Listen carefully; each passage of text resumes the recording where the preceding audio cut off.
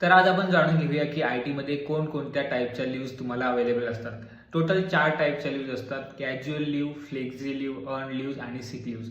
Casual leaves ह्या तुम्हाला quarter बेसिसवर मिळतात. 2 ते 3 त्या लीव्ज असतात.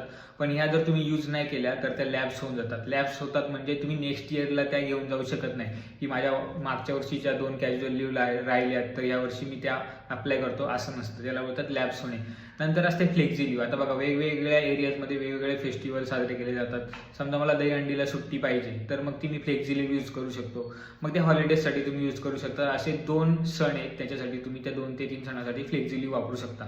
तिसऱ्या टाईपची लीव्ह म्हणजे सिक लीव्ह. जेव्हा तुम्ही आजारी पडता किंवा तुम्हाला काही मेडिकल इमर्जन्सी असते तेव्हा तुम्ही सिक लीव्ह यूज करू शकता. आणि जर तुम्हाला सलग 3 दिवस किंवा त्याच्यापेक्षा जास्त जर सिक लीव्ह वापरायचे असतील तर तुम्हाला HR तसं कळवावं लागतं किंवा तो तुम्हाला सर्टिफिकेट डॉक्टरचं वगैरे सबमिट करावं लागतं.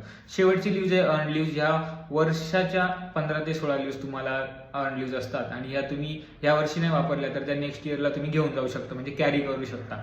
आणि अर्न लीव्जचा एक महत्त्वाचा मुद्दा म्हणजे अर्न लीव्ज ह्या एनकॅश होतात. एनकॅश म्हणजे जेव्हा तुम्ही कंपनी सोडाल तेव्हा तुमच्या जर काही 15-20 अर्न लीव्ज राहिल्या असतील तर पर अर्न लीव्ह तुम्हाला काही पैसा मिळेल आणि मग तुमची फायनल सेटलमेंटमध्ये ती अमाऊंट तुमची इन्क्लूड होईल. तशी मला लास्ट कंपनी सोडल्यावर मला जवळजवळ 20,000चे अर्न लीव्जचे पैसे मिळाले होते. म्हणून तुम्ही अर्न लीव्ज लास्टला ठेवा आणि बाकीच्या लीव्ज यूज करून घ्या.